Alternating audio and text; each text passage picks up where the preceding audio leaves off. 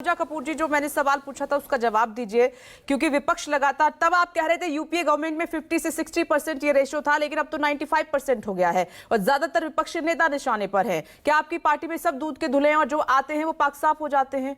आप उनके आरोपों को भुला देते हैं?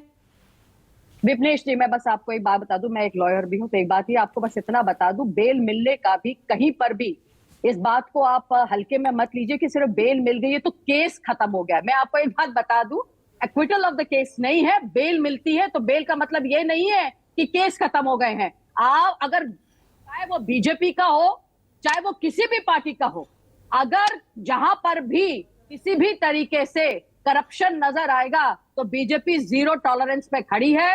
वो अपने बंदों को, ये नहीं है वॉशिंग मशीन की तरह, वॉशिंग मशीन के लोग तो ये लोग थे, हम लोग तो वॉशिंग मशीन को धोने का काम बिल्कुल ये है कि करप्शन फ्री करेंगे। तो इसलिए ये कह देना कि बेल पर अगर कोई बीजेपी का आदमी बाहर है तो और उसके ऊपर वो क्विटल का केस आ गया है कि वो खत्म हो गए, खारिज हो गए, तो ये गलत है। केस ओपन है। जिस तरीके से हम आज भी मनीष सिसोदिया हो और लालू प्रसाद जी को, तो आप समझ लीजिए कांग्रेस के टाइम से उनके ऊपर केसेस चलते आ रहे हैं। तो कांग्रेस तो, हम तो, बीजेपी तो सिर्फ एक्सटेंशन ले रही है। वो तो जो लालू जी ने कांड करे हैं कांग्रेस के टाइम पर, वो तो उसके आगे के एक्सटेंशन ले रही है।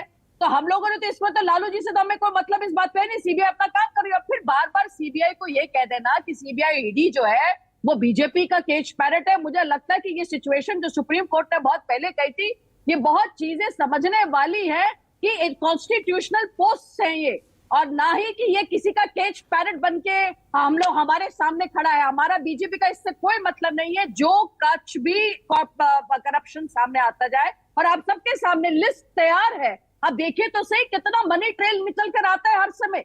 तो जहां पर ये बात कोई है, मनी ट्रेल की बात तो की जा रही है, लेकिन